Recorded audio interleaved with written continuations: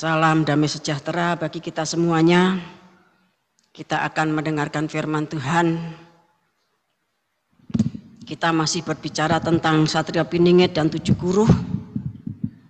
Cara berhadapan dengan the messenger of Satan. Ini sesi yang ke-18. Jadi kita akan melihat bagaimana caranya menghadapi seorang utusan iblis. Kita akan baca 2 Korintus pasal yang ke-12.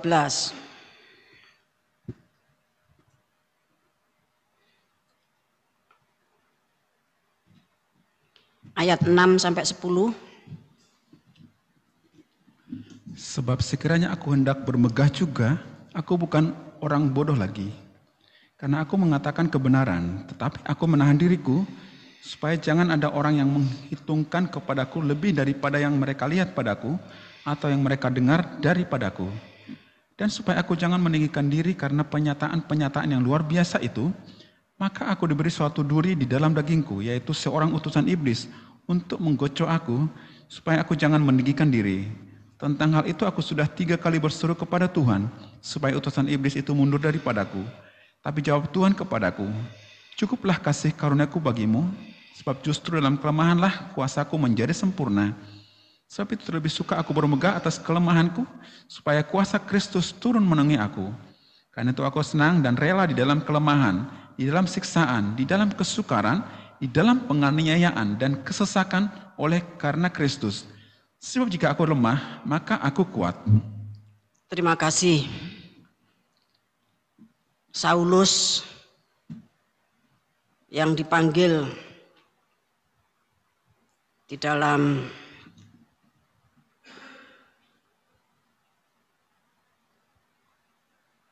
Kisah Para Rasul pasal 9, ya setelah kasusnya Stefanus, Bapak Ibu yang dikasih Tuhan, Saulus itu dipanggil sekitar tahun 34 Masehi. Jadi beberapa bulan atau beberapa saat setelah kenaikan Tuhan Yesus kembali ke surga. Ya. Jadi dipanggilnya tahun 34 Masehi. Nah, 14 tahun kemudian, seperti yang diceritakan, dikisahkan di dalam 2 Korintus pasal 12 itu, pada waktu itu Rasul Paulus itu berada di Korintus. Kalau kita membaca Korintus, banyak sekali hambatan yang dihadapi. Bahkan banyak penentang-penentang dari jemaat juga. Bahkan di Korintus juga dikatakan bahwa iblis itu merupakan dirinya seperti malaikat terang. Itu ada di Korintus. Sehingga Rasul Paulus mengisahkan bagaimana dulu waktu dia itu menerima pewahyuan diangkat ke surga tingkat yang ketiga. Bapak yang kasih Tuhan, ya. Dikatakan kalau dia tuh mau sombong, mau bangga bisa, tapi dia menahan diri. Bapak yang kasih Tuhan, perlu ya kita semuanya ini dalam banyak hal menahan diri. Ya. Kemudian dia menceritakan supaya dia itu tidak meninggikan diri dan menjadi sombong karena pewahyuan yang dia terima itu begitu dahsyat. Maka ada duri di dalam dagingnya, yaitu seorang utusan iblis, ya, yang menjadikan Rasul Paulus itu bancaan, rencaan atau bave. Bahasa Inggrisnya bavemi, pemengis Tuhan yang menggocoh. Tentunya itu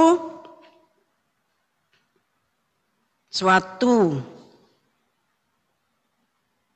pencobaan, suatu penderitaan, ada penganiayaan, ada penyiksaan, ada penindasan, ada kesesakan, ya, kelaparan, dipermalukan habis-habisan di Korintus, ada ancaman pedang, ancaman bahaya, bahkan dirinya seolah-olah menjadi ya domba-domba sembelihan setiap hari dan terancam maut sepanjang waktu.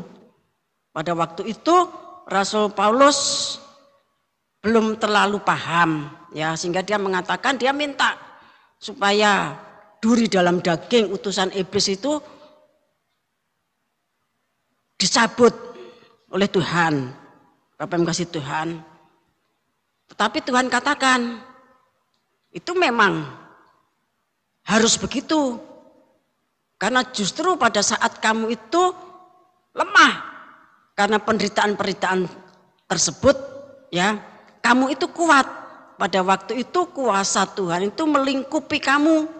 Tetapi kalau kamu sebagai seorang manusia sudah kuat, tentunya tidak akan membutuhkan kekuatan Tuhan. Bapak yang kasih Tuhan. Jadi intinya begitu, saat itu Rasul Paulus ditimpa 9 penderitaan salib atas badannya, atas tubuhnya, atas jiwanya, juga atas rohnya. Biasanya hal-hal tersebut menyeret orang untuk menjadi lemah rohani, kemudian murtad. Tapi saat itu dia tuh dididik Tuhan bahwa hal tersebut merupakan suatu kekuatan injak yang dahsyat untuk meremukkan kepala ular. Sehingga Rasul Paulus, Bapak yang kasih Tuhan, ya, dari pengalamannya di Korintus ini, dia menyukai 9 penderitaan salib itu. Bahkan diajarkan, ya, di dalam Roma pasal 8 ayat 35 sampai 39 diajarkan bahwa itu adalah cara untuk menjadi pemenang yang lebih dari pemenang. Dan itu caranya untuk kita menempel, menyatu dengan kasihnya Tuhan. Kalau kita sampai menghindar 9 penderitaan salib itu berarti kamu tuh terlepas dari kasih Kristus. Bapak yang kasih Tuhan, ya. Jadi Tuhan menjawab, sebab justru dalam kelemahanlah kuasaku menjadi sempurna. Semakin berat salib kita, semakin banyak 9 penderitaan salib yang kita tanggung, daya pijak kita atas kepala ular itu semakin kuat, tetapi semakin hedon, ya. Kita ini menjadi penganut hedonisme, semakin hedon, ya, semakin tidak punya daya pijak. Apa yang kasih Tuhan, ya. Semakin kita ini semakin hedonisme, semakin hedon, ya, menyukai segala kesukaan-kesukaan daging, rasa dan harta, kita tidak punya daya pijak. Itu yang diajarkan Tuhan, ya, kepada Rasul Paulus di dalam 2 Korintus pasal 12 itu, dan itu akhirnya dipahami oleh Rasul Paulus, diajarkan kepada jemaat di Roma. Karena di Roma itu banyak sekali terjadi, ya, penyiksaan, bahkan pembantaian, penyaliban umat Tuhan. Banyak yang menjadi martir, Bapak yang kasih Tuhan, ya. Kita yang melayani dalam pemberitaan kitab Wahyu dan kegerakan kitab Wahyu untuk mewujudkan tubuh Kristus yang esa dan am, yaitu pengantin perempuan mempelai anak domba. Hal tersebut itu artinya apa yang disampaikan oleh Rasul Paulus itu, ya, menjadi suatu kemurahan, kemuliaan yang tiada terkira.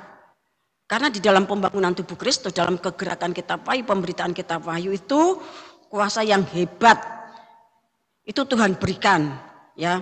Bahkan yang sangat berpotensi membuat orang pemberitaan kitab Wahyu, kegerakan kitab Wahyu dengan segala hikmat, marifat, dengan segala anugerah itu punya potensi, ya, untuk menjadikan orang itu menjadi sombong, meninggikan diri, ya.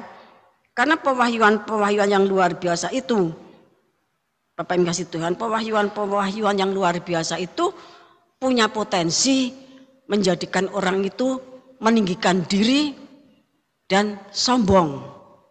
Lah, kalau sudah demikian, maka dia nanti menjadi musuhnya Tuhan.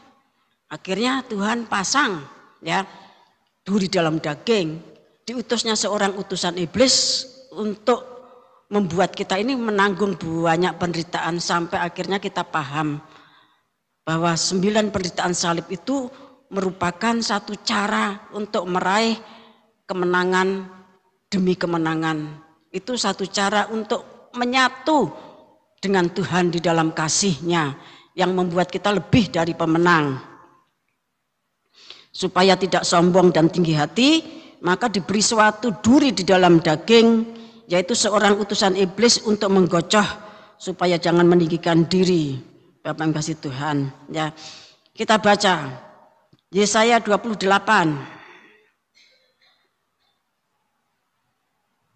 Maksud saya Yesaya 49. Yesaya 48. Yesaya 48 ayat 12 sampai 16. Tuhan menebus Israel. Dengarkanlah aku, hai Yakub, dan engkau Israel yang kupanggil. Akulah yang tetap sama, akulah yang terdahulu, akulah juga yang terkemudian. Tanganku juga meletakkan dasar bumi, dan tangan kananku membentangkan langit. Ketika aku menyebut namanya, semuanya bermunculan. Berhimpunlah kamu sekalian dan dengarlah, siapakah di antara mereka memberitahukan semuanya ini? Dia yang dikasihi Tuhan akan melaksanakan kehendak Tuhan terhadap Babel dan menunjukkan kekuatan tangan Tuhan kepada orang Kasdim. Akulah yang mengatakannya dan yang memanggil dia juga. Akulah yang mendatangkan dia dan segala usahanya akan berhasil.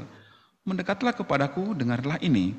Dari dahulu tidak pernah aku berkata dengan sembunyi, dan pada waktu hal itu terjadi, aku ada di situ. Dan sekarang Tuhan Allah mengutus aku dengan rohnya. Ya, jadi terima kasih sampai ayat 16.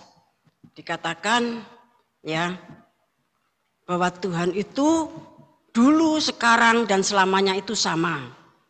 Jadi kalau Tuhan itu sudah merencanakan sesuatu dulu, maka sekarang tetap eksis. Nanti itu tetap eksis dan semakin sempurna di dalam penggenapan. Bukannya dulu nubuat, sekarang hilang, besok wes ora karuan. Bukan begitu. Kalau Tuhan itu punya rencana dulu, sekarang, dan yang akan datang itu sama. Bapak Masih Tuhan. Dan Tuhan mengatakan dalam ayat 16 ya, pada waktu hal itu terjadi, pada saat nubuat yang dulu, yang sekarang masih eksis dan nanti akan digenapi, pada saat itu digenapi, Tuhan itu ada di situ. Ya, Tuhan itu ada di situ. Kemudian Tuhan mengatakan, Tuhan Allah mengutus aku dengan rohnya. Jadi utusan Tuhan itu adalah utusan Roh Kudus, mengutus aku dengan rohnya. Seperti Wahyu pasal 5 ayat 6. 7 roh Allah itu diutus ke seluruh muka bumi. Kita baca Ibrani pasal 1 ayat 10 sampai 12.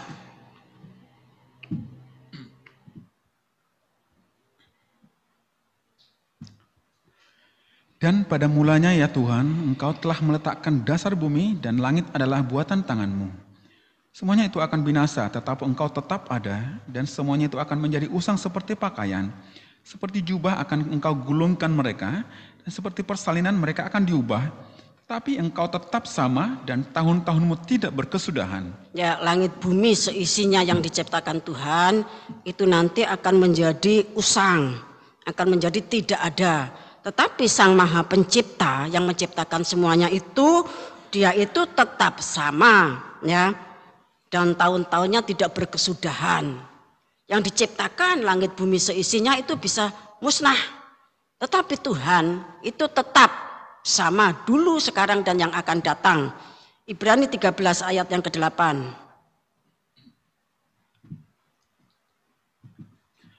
Yesus Kristus tetap sama, baik kemarin maupun hari ini dan sampai selama-lamanya. Ya, Yesus Kristus itu tetap sama, baik kemarin maupun hari ini dan sampai selama-lamanya.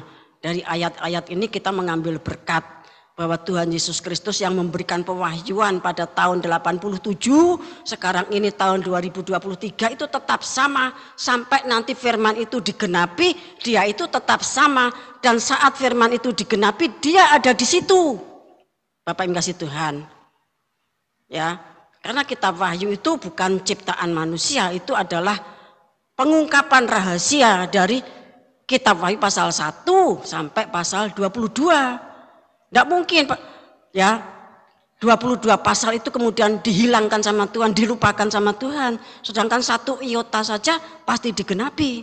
Sebab itu kitab Wahyu 22 pasal yang sudah diungkapkan, dari pengungkapan itu maka muncullah 7 guruh, ya, malaikat sang surya, 70 penatua dan 490 penghulu yang akan melaksanakan keputusan Tuhan pada akhir zaman. Itu tidak mungkin.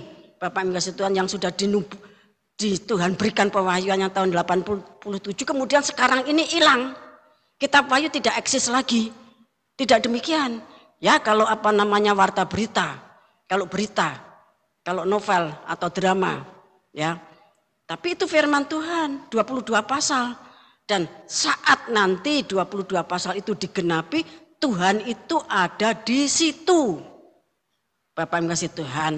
Sehingga dengan pemahaman ini, kita ini tidak mudah digoncangkan, tidak mudah mundur, tidak mudah-mudah murtad pada saat harus menanggung segala macam penderitaan karena ya duri di dalam daging, adanya seorang utusan iblis yang memporak-porandakan, mencerai-beraikan badan kita dengan segala macam sakit penyakit, yang memporak-porandakan jiwa roh kita, sehingga kita ini seperti orang yang sangat tertekan sekali, yang memporak-porandakan perekonomian kita, rumah tangga, keluarga, jemaat, semua yang Tuhan percayakan pada kita itu diporak-porandakan, dijadikan rencaan oleh seorang utusan iblis.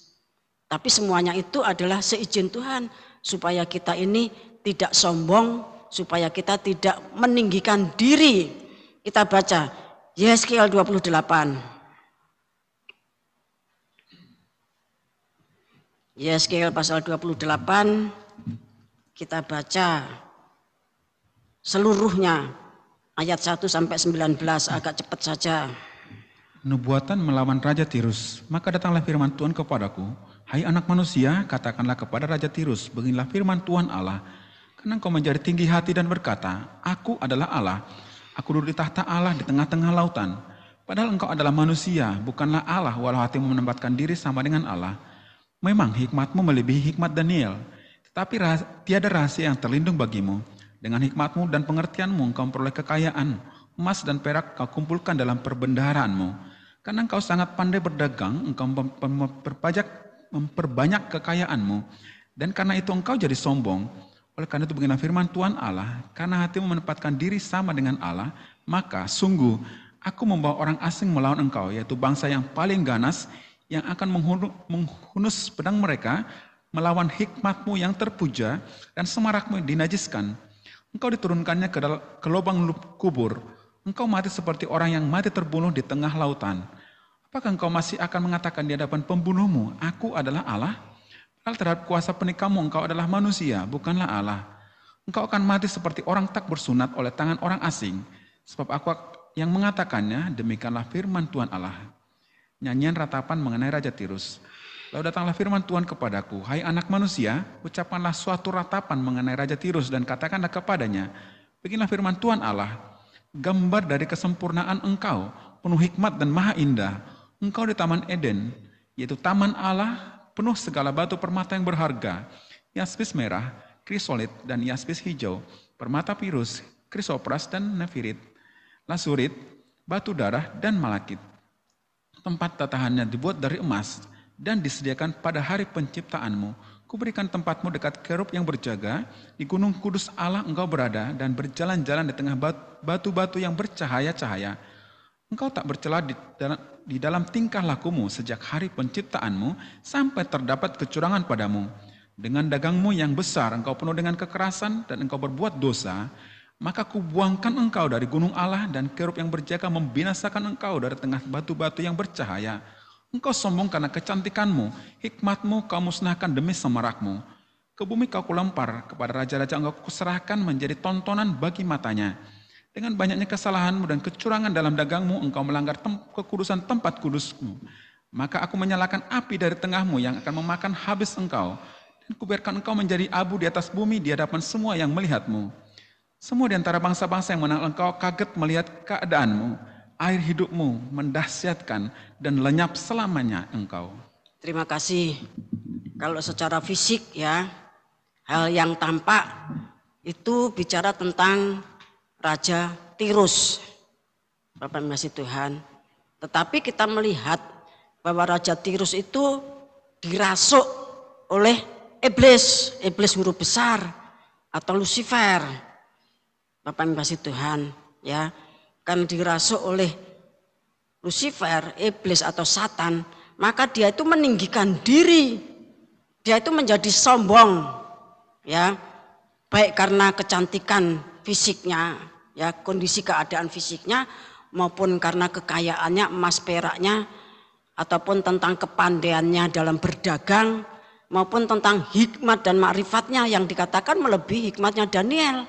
Bapak yang kasih Tuhan, semua yang dimiliki oleh Raja Tirus itu, ya, menjadikan dia tinggi hati dan sombong, dan akhirnya dihukum dengan sangat hina oleh Tuhan. Bapak yang kasih Tuhan, lah supaya kita hamba-hamba Tuhan yang bergerak di dalam kegerakan kitab Wahyu dengan pemberitaan kitab Wahyu yang dilengkapi dengan segala hikmat dan makrifat yang nanti akan dipercaya dengan 7 perkara, supaya kita itu tidak menjadi sombong seperti Raja Tirus yang dirasuk iblis. Maka Tuhan itu mengutus utusan iblis untuk menggocoh kita, untuk membawa kita setiap saat itu berada di dalam 9 penderitaan salib. Kita akan membaca, ya.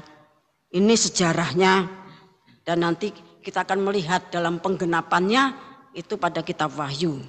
Injil Matius pasal 4. Injil Matius pasal 4 ayat 8 sampai 10. Semua anak muda, ya, Alkitabnya yang ada di HP dibuka. Ya, kalau sudah tidak membawa HP, lihat di depan, bukan main sendiri. Mari. Dan iblis membawanya pula ke atas gunung yang sangat tinggi dan memperlihatkan kepadanya semua kerajaan dunia dengan kemegahannya. Ya, dan memperlihatkan kepadanya semua kerajaan dunia dengan kemegahannya. Kerajaan dunia yang ditunjukkan itu kerajaan dunia yang ada di bumi saat itu. Bapak yang kasih Tuhan. Mari terus. Dan berkata kepadanya, semuanya itu akan kuberikan kepadamu jika engkau sujud menyembah aku. Maka berkatalah Yesus kepadanya, enyahlah iblis, sebab ada tertulis, engkau harus menyembah Tuhan Allahmu dan hanya kepada Dia sajalah engkau berbakti. Ya, diberi kerajaan, semua kerajaan dunia beserta seluruh, ya, kemegahannya, tetapi syaratnya menyembah iblis. Ya, kita baca Lukas pasal 4 ayat yang Lukas pasal 4 kita baca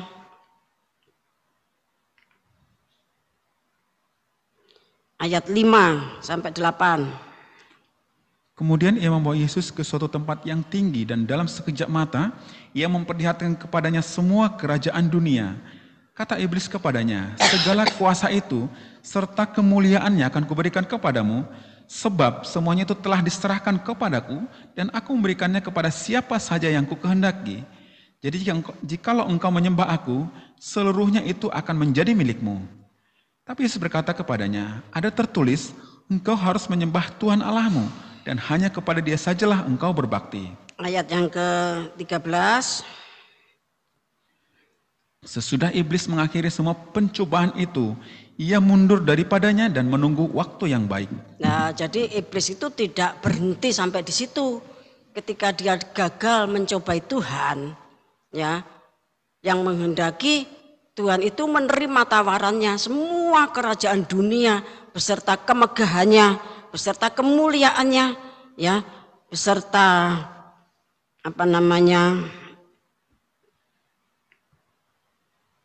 kuasanya, semua kuasa yang dari kerajaan dunia tadi, kemuliaannya, kemegahannya akan diberikan kepada Tuhan Yesus Kristus yang pada waktu itu Dia adalah anak manusia, ya, firman yang menjadi darah daging, dengan satu syarat saja, yaitu Tuhan Yesus menyembah iblis. Bapak yang kasih Tuhan, Tuhan Yesus menyembah iblis, tapi kata Tuhan tidak seperti itu, kualik. Kamu yang harus menyembah Tuhan dan berbakti kepada Tuhan Allah. Lah iblis mundur. Namun demikian dia tidak kapok. Dikatakan ia mundur daripadanya dan menunggu waktu yang baik. Ya, menunggu waktu yang baik untuk memberikan semua kerajaan dunia beserta kemegahannya, kuasa dan kemuliaannya kepada tentunya benih perempuan, Bapak yang kasih Tuhan, yang mau menyembah iblis, ya.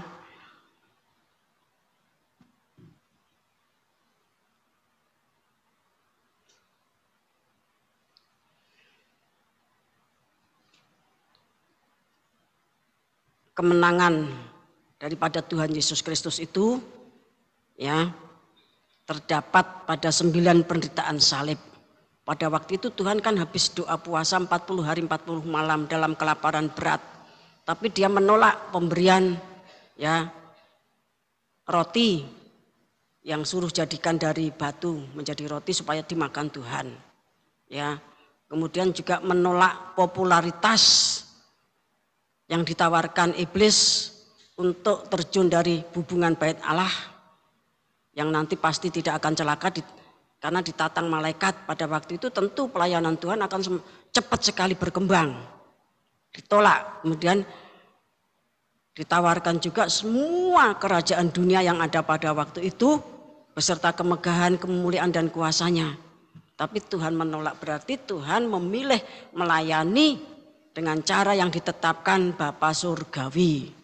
Bapak yang kasih Tuhan, sebagai anak manusia yang harus menderita di dalam pelayanannya, ditandai dengan kekurangan secara materi, sampai-sampai muridnya harus mengisar gandum, Bapak yang kasih Tuhan, dan sebagainya, sampai semua yang ditetapkan Bapa terlaksana, ya.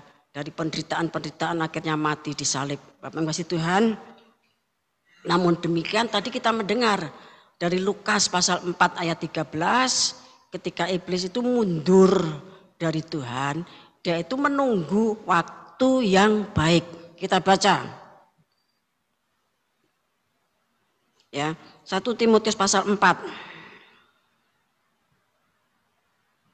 1 Timotius pasal 4 kita baca ayat 1 mulai.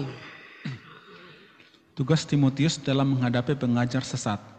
Tetapi Roh dengan tegas mengatakan bahwa di waktu-waktu kemudian ada orang yang akan murtad lalu mengikuti roh-roh penyesat dan ajaran setan-setan oleh tipu daya pendusta-pendusta yang hati nuraninya memakai cap mereka. Mereka itu melarang orang kawin, melarang orang makan makanan yang diciptakan Allah supaya dengan pengucapan syukur dimakan oleh orang yang percaya dan yang telah mengenal kebenaran. Terima kasih.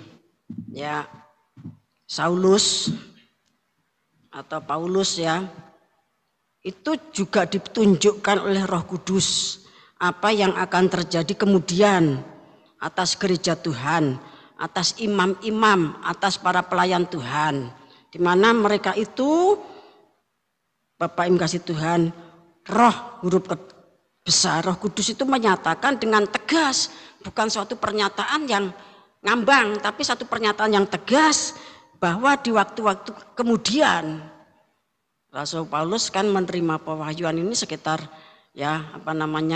antara tahun 34 ya sampai dia menjadi martir itu tahun 60-an, Bapak yang kasih Tuhan, 60 ke atas.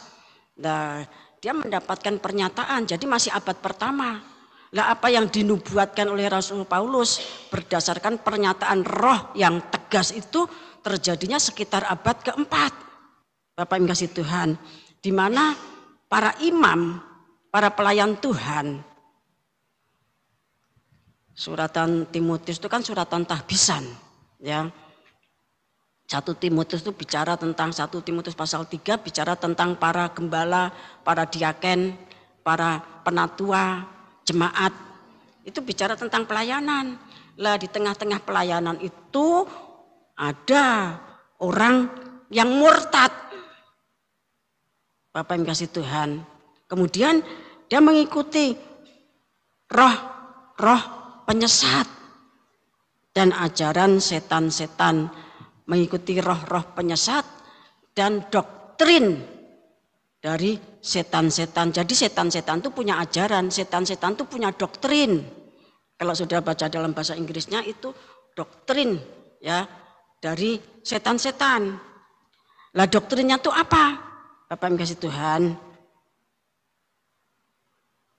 Mereka itu adalah orang yang tertipu, ditipu oleh iblis dan hati nuraninya itu sudah dikasih cap oleh iblis, oleh roh-roh jahat. Kalau orang yang di dalam Tuhan Yesus Kristus sesuai dengan Efesus pasal 1 ayat 13-14, mereka itu dicap, dimeterai oleh Roh Kudus, tapi ini dimeterai, hati nuraninya itu sudah dicap oleh roh jahat, ya. Nah, yang dilakukan apa? Kelihatannya kalau sampai mengikut murtad, kemudian mengikuti roh-roh setan-setan, menerima doktrin ajarannya setan-setan, tentunya mungkin jadi perampok besar atau jadi apa yang hebat dalam kejahatan. Tidak demikian. Mereka itu melarang orang kawin. Sebagai imam, ya, sebagai orang yang melayani Tuhan, dilarang untuk kawin. Ini dikatakan oleh Rasul Paulus yang tidak menikah. Ya, dia tidak menikah karena panggilan, tetapi ini merupakan satu larangan, Bapak Ibu kasih Tuhan, ya. Untuk melayani Tuhan, menjadi imam dilarang kawin. Lah itu yang dimaksudkan oleh Rasul Paulus, bahwa Roh Kudus menyatakan dengan tegas orang murtad kemudian mengikuti roh setan-setan, doktrinnya setan-setan. Lah doktrinnya itu apa? Kalau kamu mau melayani, kamu tidak boleh kawin. Itu satu doktrin lama, di mana orang-orang yang menjadi imam di dalam kuil pagan, seperti halnya ya zamannya Isabel, ya itu tidak boleh kawin, tidak boleh menikah imamnya itu, karena dia nanti akan memimpin, ya, memimpin satu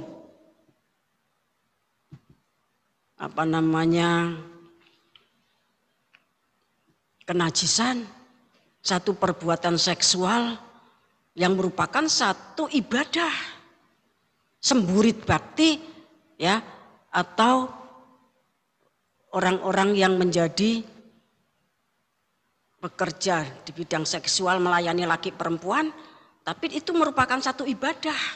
Lah imamnya itu tidak boleh menikah, Bapak Ibu kasih Tuhan. Itu aturan zaman kuno. Lah itu diterapkan kepada gereja Tuhan. Jadi cirinya itu seperti itu. Rasul Paulus memberikan kisi-kisi itu seperti itu, Bapak Ibu kasih Tuhan, ya. Jadi sasaran utamanya itu adalah para imam. Bapak Ibu kasih Tuhan, sasarannya itu para imam. Saudara perhatikan, saudara cermati, ya.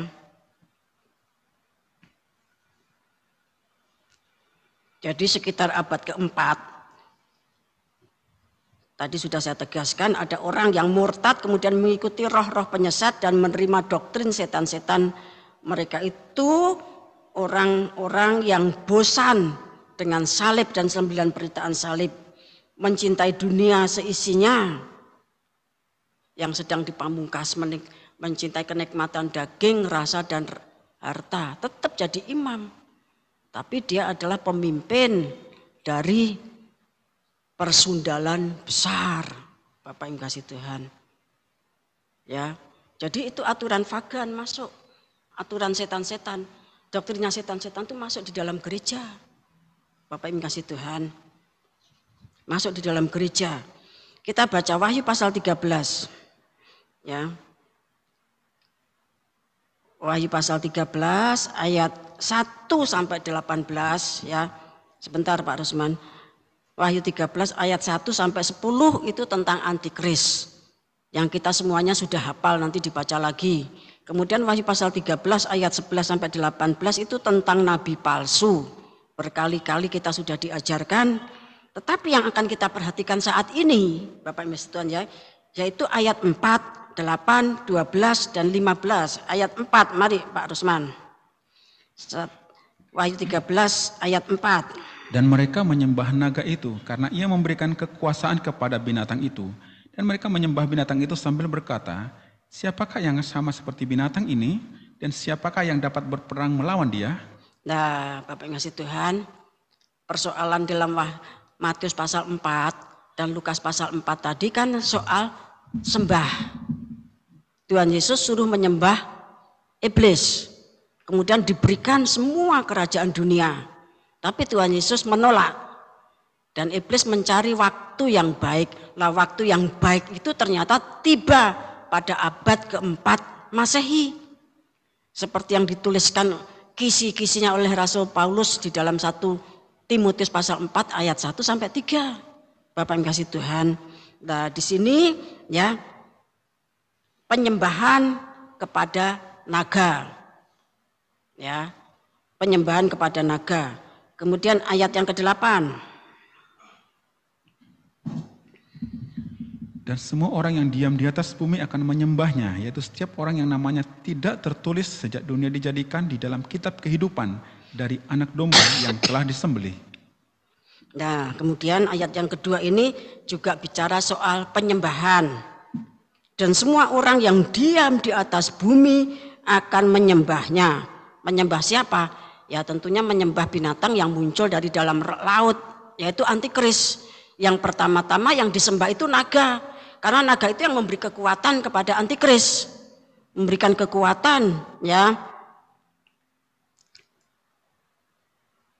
Memberikan kekuasaan kepada binatang tadi. Kan seperti Matius pasal 4, kemegahan, kuasa dan kemuliaan.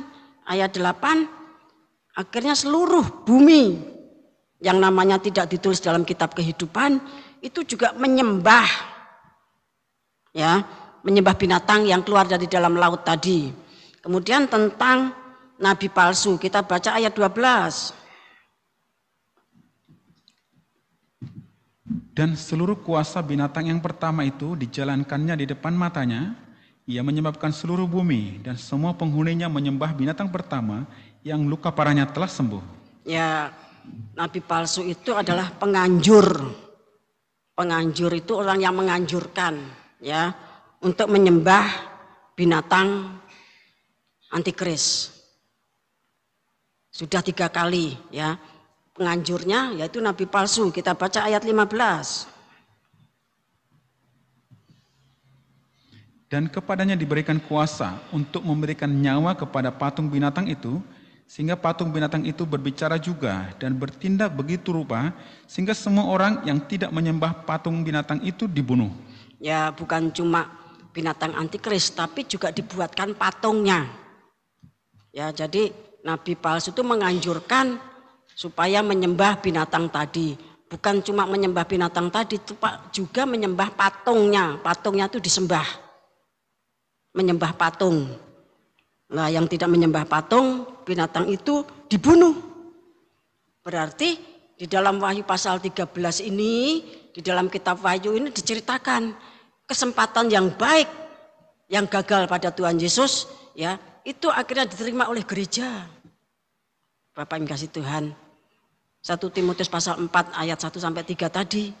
Semua kerajaan dunia. Kalau dikatakan binatang itu dengan 4 ayat 1 ya, saudara perhatikan.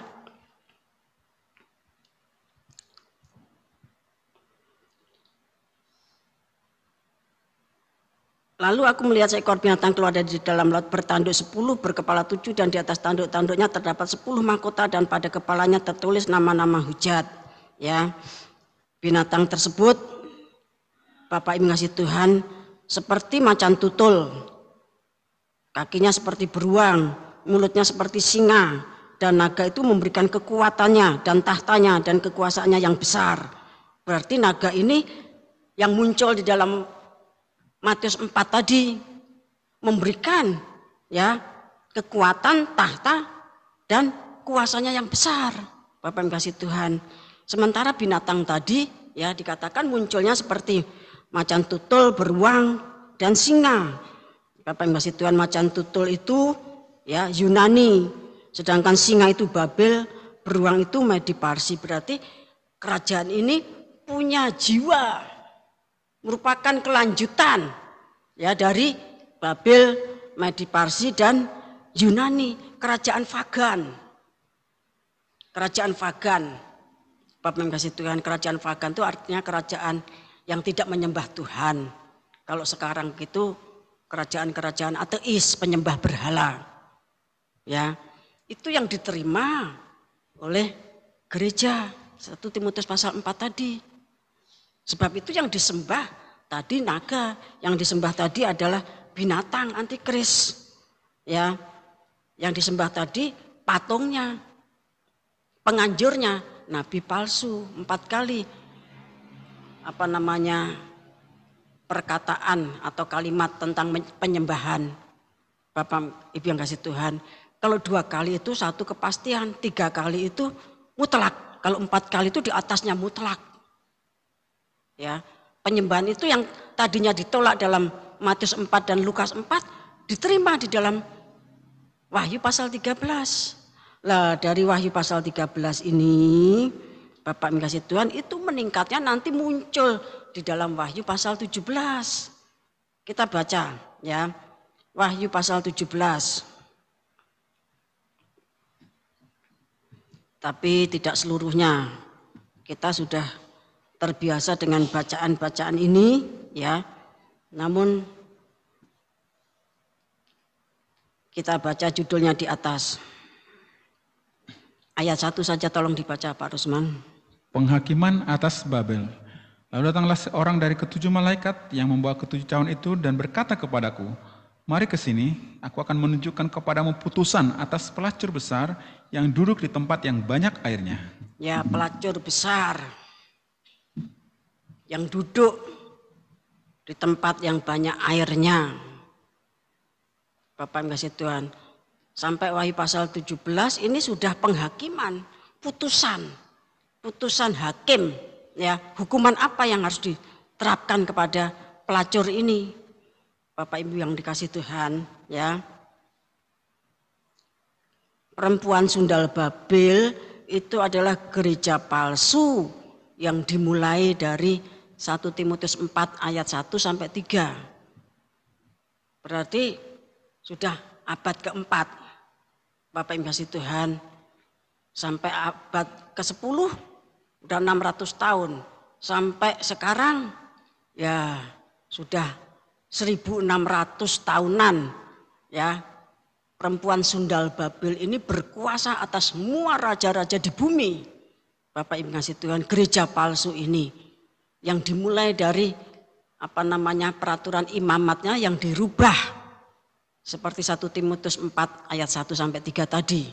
Bapak Ibu kasih Tuhan, yang kita akan perhatikan ya. Kita sudah sering membaca, nanti dibaca lagi, dicermati. Bapak Ibu kasih Tuhan, kalau saudara tidak paham, saudara boleh bertanya ya. Tapi kita akan melihat ciri-cirinya ya. Kita baca ayat yang keempat. Dan perempuan itu memakai kain ungu dan kain kirmisi yang dihiasi dengan emas, permata dan mutiara, dan di tangannya ada suatu cawan emas penuh dengan segala kekejian dan kenajisan percabulannya. Ya, jadi gereja ini cirinya itu dia berpakaian kain ungu. Ya, kain ungu itu bicara tentang bahwa dia itu gereja itu kaya raya. Kita baca Lukas 16 ayat 19. Lukas 16 ayat yang ke-19. Orang kaya dan Lazarus yang miskin. Ada seorang kaya yang selalu berpakaian jubah ungu dan kain halus dan setiap hari ia bersukaria dalam kemewahan. Jadi jubah ungu itu menggambarkan seorang yang kaya raya dan setiap hari bersukaria dalam kemewahan. Jadi gereja Sundal Babel itu kaya raya, setiap hari berpesta pora di dalam kemewahan, ya. Kemudian kain kirmisi, kita baca Yesaya 1 ayat 18.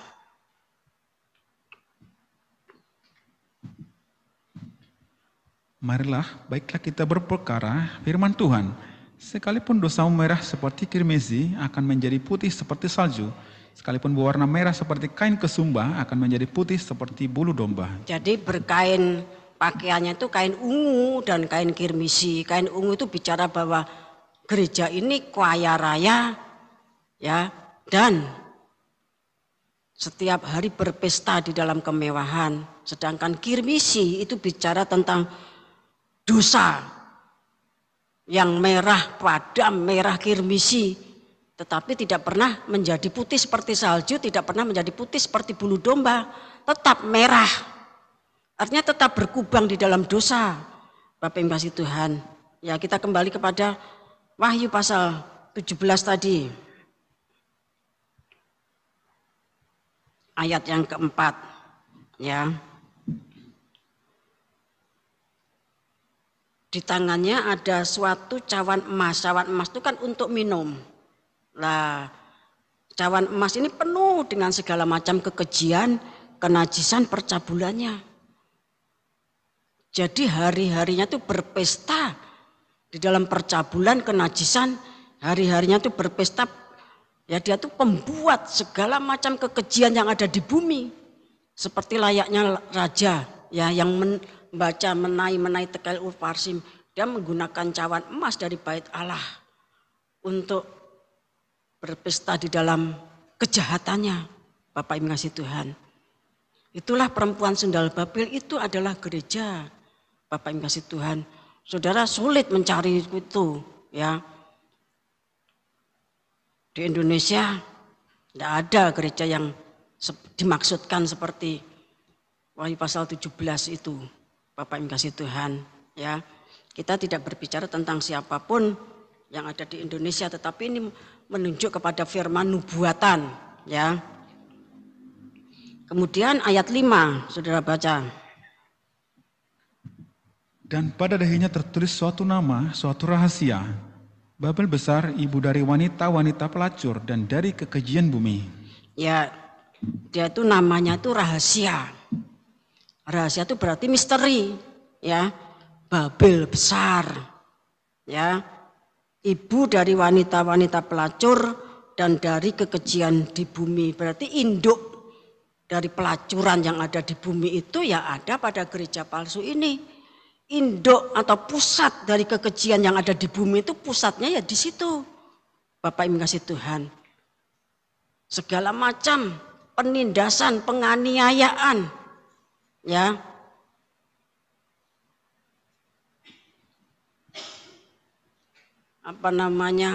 Segala macam pembunuhan, segala macam kekejian yang ada di bumi, Bapak Ibu kasih Tuhan, sampai pun menelanjangi murid-murid Tuhan, membuatnya lapar, terancam maut, ya, diancam bahaya. Mereka tuh seperti domba-domba sembelihan, disembelih. Itu ada sumbernya tuh, pusatnya tuh di situ. Lah, namanya itu misteri Babel. Artinya dia itu sebenarnya menjalankan apa yang dulu dijalankan oleh Babel, yang dulu dijalankan oleh Medi Parsi, yang dulu dijalankan oleh kerajaan Yunani dan Romawi pagan. Romawi pagan itu kekaisaran Romawi yang membunuh Tuhan Yesus beserta seluruh ya rasul-rasul dan murid-murid Tuhan yang lainnya. Bapak Ibu itu enggak, apa yang dulu dilakukan itu akhirnya menyatu, diwarisi oleh gereja palsu. Karena dia kan harus menerima, dia kan harus menyembah, syarat-syaratnya kan juga harus diterima. Karakter kerajaan dunia, semua kerajaan dunia yang diberikan setan itu punya karakter. Lah itu harus diterima oleh yang menerima warisan. Yaitu yang mau menerima, kalau Tuhan Yesus tidak mau menerima warisan tersebut, tetapi jatuh kepada 1 Timotius pasal 4 tadi. Yang kemudian sembahnya diceritakan di dalam Wahyu pasal 13. Namanya, karakternya, Bapak kasih Tuhan, seperti yang dikatakan tadi, dia itu adalah perempuan sundal Babel. Pusatnya segala macam kejahatan. Dia itu sangat kaya raya, pakaiannya pakaian ungu, hidup di dalam kemewahan. Dosanya tidak pernah berkurang, menjadi putih seperti salju ataupun seperti bulu domba, tetapi tetap kirmisi. Bapak Ibu kasih Tuhan. Kita baca Yeremia pasal yang ketiga.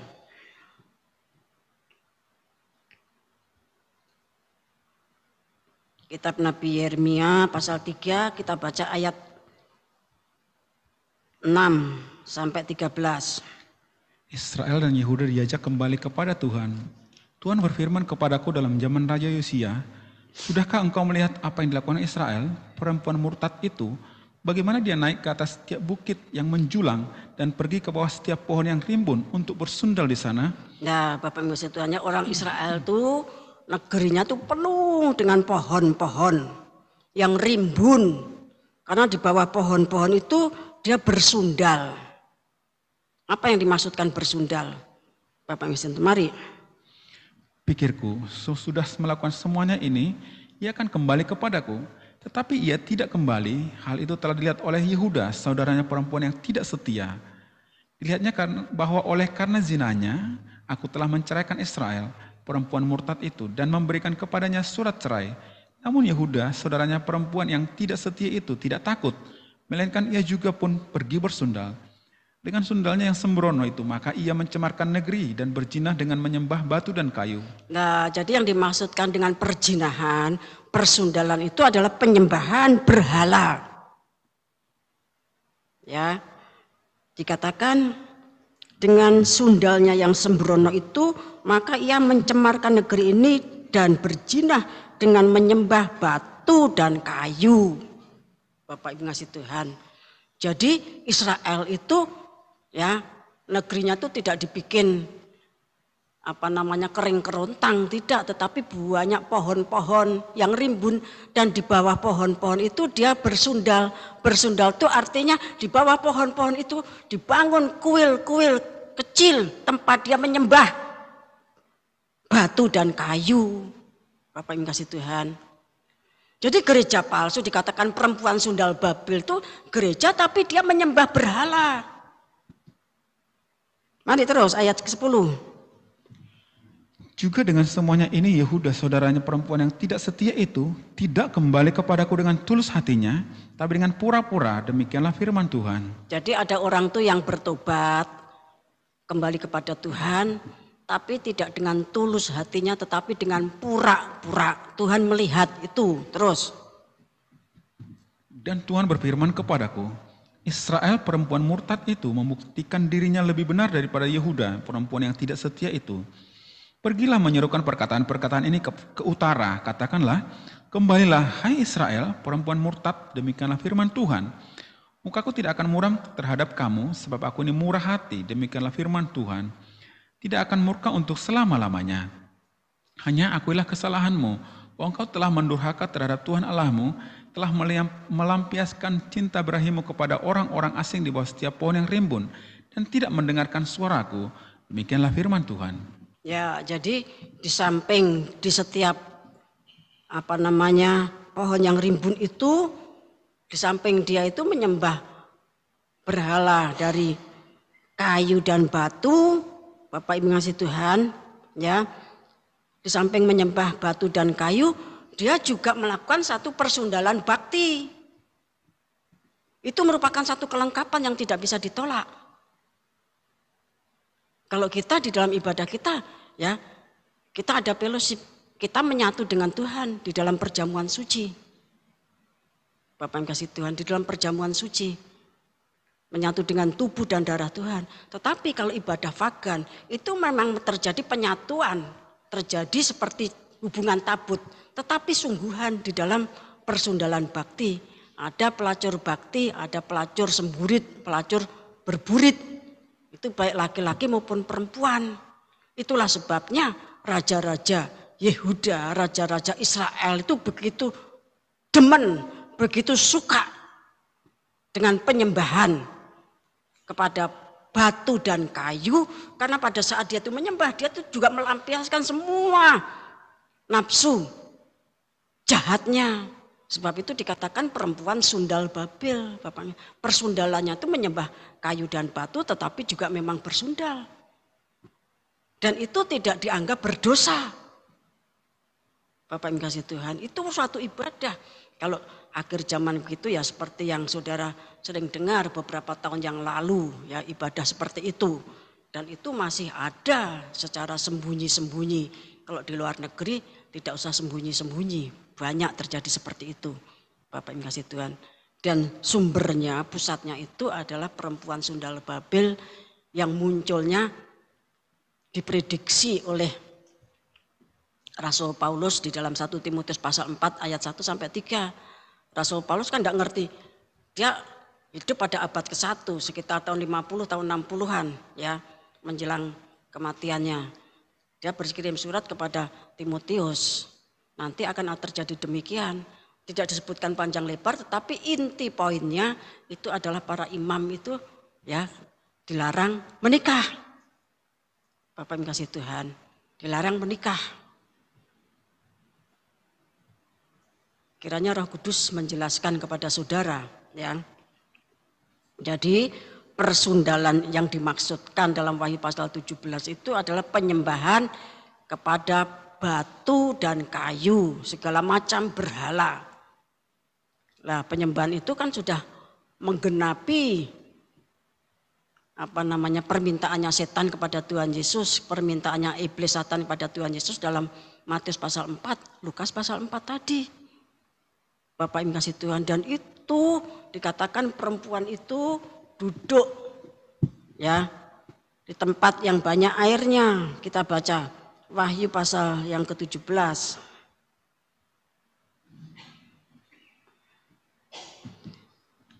Wahyu pasal 17 ayat 15.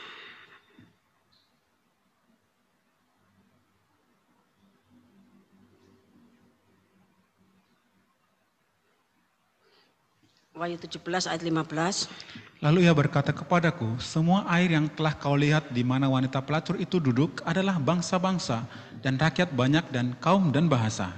Ya, jadi gereja palsu ini ya, dia itu menguasai, memiliki umat yang sangat banyak.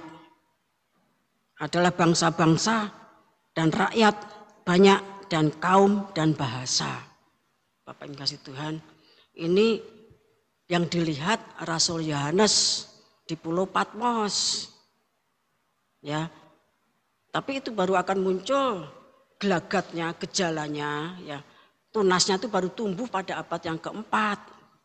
Bapak Ibu kasih Tuhan. Jadi persoalan kenikmatan daging, rasa dan harta, hidup hedon, Bapak Ibu kasih Tuhan, itu merupakan satu kekalahan di dalam Tuhan Yesus Kristus. Tapi menanggung 9 penderitaan salib itu merupakan satu kemenangan, satu kekuatan. Itu hikmat Allah, kekuatan Allah untuk menginjak kepala ular. 1 Korintus pasal 1 ayat 18.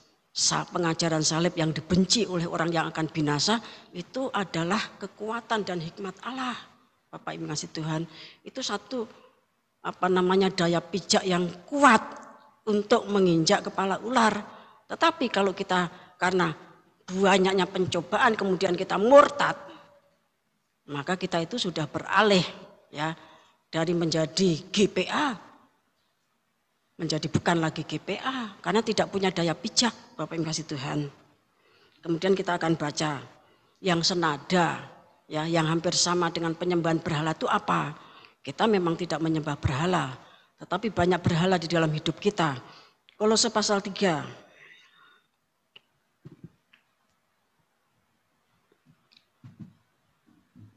Kolose pasal 3 ayat 5 sampai 10. Manusia baru, karena itu matikanlah dalam dirimu segala sesuatu yang duniawi, yaitu percabulan, kenajisan, hawa nafsu, nafsu jahat dan juga keserakahan yang sama dengan penyembahan berhala. Nah, jadi ayat 5 itu mengatakan yang dimaksud penyembahan berhala itu segala macam ya, percabulan, kenajisan, hawa nafsu, nafsu jahat dan juga keserakahan. Orang serakah itu sama dengan menyembah berhala. Orang yang pikirannya selalu jahat itu sama dengan dia itu menyembah berhala. Terus ayat yang ke-6. Semuanya itu mendatangkan murka Allah atas orang-orang durhaka. Dahulu kamu juga melakukan hal-hal itu ketika kamu hidup di dalamnya. Ya, kita dulu semuanya hidup di dalam penyembahan berhala, di dalam kejahatan kita. Terus. Tetapi sekarang buanglah semua itu, yaitu marah, geram, kejahatan, fitnah dan kata-kata kotor yang keluar dari mulutmu. Janganlah kamu saling mendustai karena kamu telah menanggalkan manusia lama serta kelakuannya dan telah mengenakan manusia baru yang terus-menerus diperbaharui untuk memperoleh pengetahuan yang benar menurut gambar Khaliknya. Nah, kalau kita tuh mengalami terus membuang semua kejahatan, semakin baru, nanti kita tuh menjadi ciptaan ya yang sesuai dengan gambar Khaliknya. Kita tuh kembali kepada gambar dan teladan Tuhan. Seperti yang ketika manusia pertama itu diciptakan dalam Kejadian pasal 1 ayat 26 dan seterusnya itu diciptakan menurut gambar dan teladan Tuhan. Kalau kejahatan itu kita buang, Bapak yang kasih Tuhan, maka kita ini kembali menurut gambar Khaliknya. Khaliknya itu pencipta. Jadi banyak pemberhalaan. Nanti dipelajari, ya dicermati.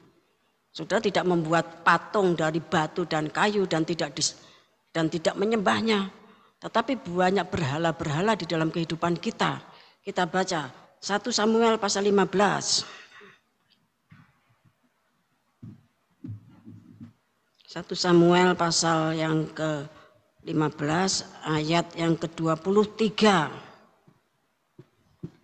Sebab pendurhakaan adalah sama seperti dosa bertenung dan kedegilan adalah sama seperti menyembah berhala dan terafim. Karena engkau telah menolak firman Tuhan, maka ia telah menolak engkau sebagai raja. Ya, ini ceritanya tentang Saulus yang ditolak sebagai raja Israel. Ya, karena banyak melakukan kesalahan pada awal-awal pemerintahannya. Dikatakan pendurhakaan adalah sama seperti dosa bertenung. Kita tidak bertenung, kita tidak nyantet, ya, kita tidak melakukan kejahatan-kejahatan terhadap orang. Tapi kalau kita melakukan pendurhakaan itu sama nilainya. Dan kedegilan ya adalah sama seperti menyembah berhala. Saudara, kita tidak menyembah berhala tetapi kita degil. Degil. Itu sama dengan penyembahan berhala. Menyembah berhala dan terafim. Ya. Sama. Bapak yang kasih Tuhan, degil itu adalah orang yang tidak mau menuruti pada saat dinasehati. Orang yang keras kepala, orang yang berkepala batu, orang yang tegar tengkuk, itu degil. Kedegilan itu sama seperti penyembahan berhala. Kita tidak menyembah berhala tetapi dikandani wangele pol, keras kepala, berkepala batu, tegar tengkuk, tidak pernah bisa menurut. Itu sama dengan orang menyembah berhala. Bapak yang mengasihi Tuhan, kiranya kita semuanya dilepaskan dan semakin dikikis dari segala macam kejahatan-kejahatan yang di mata Tuhan itu sama dengan penyembahan berhala. Ya. Supaya kita tidak terpotong dari kegerakan besar yang Tuhan sudah siapkan dan tinggal saatnya untuk dimunculkan. Ya. Sudah disiapkan, sudah semuanya lengkap, tinggal dimunculkan. Setiap hari itu di tempat Tuhan dan tempat umatnya itu ada meeting, ada pertemuan. Tidak pagi, tidak siang, tidak sore, tidak malam, tidak tengah malam, itu ada meeting. Segala macam hal dipersiapkan. Segala macam hal ditata, diatur di dalam meeting-meeting tersebut. Dan di sana itu orangnya, ya karena memang sudah tidak ada darah daging, mereka tuh orangnya rata-rata penurut semuanya. Semuanya baik hati, semuanya penurut. Itulah ya whosoever. Siapapun itulah adalah orang-orang atau SDM yang nanti akan datang sesuai dengan Efesus pasal 1 ayat 10 akan gather together melengkapi kegerakan besar akhir zaman. Bapak yang kasih Tuhan. Sebab itu jangan ada penyembahan berhala. Jangan ada kedegilan, kekerasan hati di antara kita. Biarlah kita semakin hari semakin membaharui hidup. Tentunya untuk membaharui hidup itu kita perlu berdoa, memohon belas kasihan Tuhan supaya kita ini dianugerahi, dikaruniai hati nurani yang baik. Seperti 1 Petrus 3 ayat 21. Semoga Tuhan Yesus Kristus memberkati kita semuanya.